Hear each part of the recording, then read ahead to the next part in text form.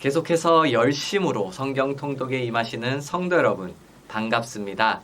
말씀의 은혜가 우리의 삶 속에 강같이 흐르기를 소망합니다. 오늘 이 시간은 아가서에 대해서 짧게 이야기하고자 합니다.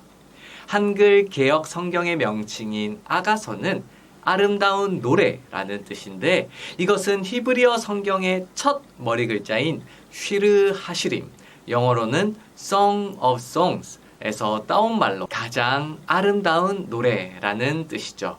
본서의 저자는 전통적으로 솔로몬으로 인정되고 있습니다. 우선 본문 1장 1절에 그 사실을 증명하고 있고요.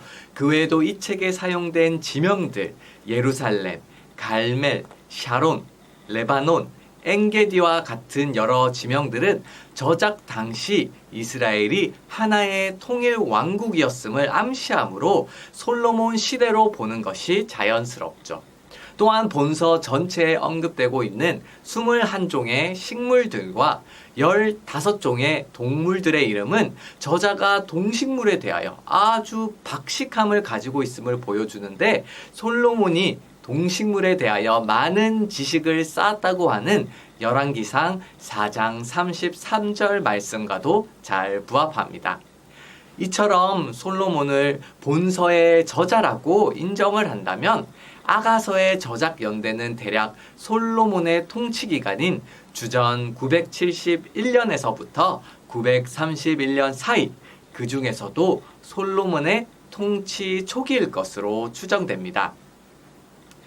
어떤 사람은 아가서를 성경 중에서 가장 이해하기 어렵고 신비스러운 책이라고 합니다. 그 이유는 단순히 남녀 간의 사랑을 노래로 한 것이 어떻게 성경에 포함될 수 있을까 하는 점에서 그렇게 보는 것이죠. 아가서에서는 분명 남녀의 순수하고 진실한 사랑이 육체적 사랑에 대한 표현마저 여과 없이 묘사되고 있는데, 이러한 남녀 간의 사랑에 관한 이야기를 어떻게 해석할 것인가에 따라서 아가서의 주제에 대한 이해는 각기 달라진다고 할 수 있습니다. 그래서 역사적으로 본서를, 아가서를 해석하는 방법에는 여러 가지 다양한 견해가 있어 왔는데, 그 중에서 가장 대표적인 3가지를 이야기하고자 합니다. 첫 번째는 풍유적인 해석입니다. 이는 유대교의 전통적 해석 방법으로서 아가서는 하나의 풍류, 즉 역사성이 없는 알레고리로서 본서에 나오는 내용은 실제로 솔로몬과 술람미 여인과의 사랑을 묘사한 것이 아니라 이스라엘의 역사 과정에 있어서 그의 택한 백성에 대한 여호와의 사랑을 순전한 비유의 형태로 나타낸 것이며, 구체적으로는 출애굽에서 메시아를 맞을 때까지의 역사를 비유한 것이라 라고 보는 관점입니다. 초대교회의 교부 오리겐, 아타니시우스, 제롬, 어거스틴 등 많은 학자들이 역시 아가서를 그리스도와 교회의 거룩한 사랑으로 비유한 것이라고 보고 풍류적 방법으로 아가서를 해석했었죠. 두 번째로는 자연적 해석이라는 방법으로 아가서에는 어떤 영적인 의미, 예를 들면 하나님과 이스라엘의 사랑이나 그리스도의 교회에 대한 사랑 등을 나타내는 목적은 전혀 없고, 단순히 인간의 사랑과 결혼들이 인간의 타락과 함께 죄로 오염되고 순수한 사랑과 책임과 헌신의 부족으로 파괴된 가운데 육체적 성관계까지 포함해서 건전하고 순수한 사랑을 교훈하기 위해서 아가서가 성경에 포함되었다고 보는 견해입니다. 그러나 이러한 관점을 우리가 받아들이기 어려운 것은 모든 성경은 하나님의 계시로 된 것이기 때문입니다.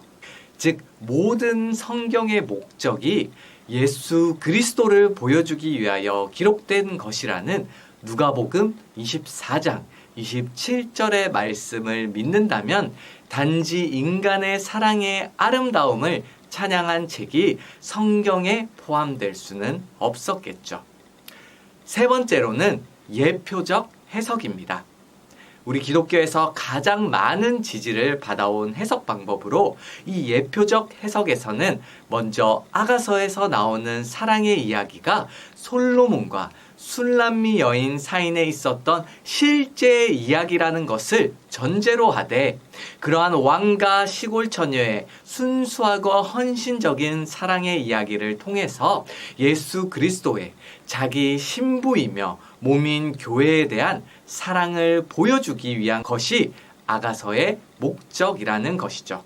즉 솔로몬은 예수 그리스도로 그리고 술람미 처녀를 교회의 모형으로서 해석하는 견해로서 일견 유대인들의 풍류적 해석과 비슷해 보이지만 먼저 이것이 실제적인 사건임을 인정한다는 사실과 아가서에 나오는 세세한 내용들을 일일이 어떤 영적인 의미를 갖는 것으로 풍류적으로 해석하지 않고 전체적인 면에서 아가서에서 나오는 인물들과 사건을 구속 역사에 나타날 실제들에 대한 예표로 본다는 점이 다르다고 할 수 있습니다.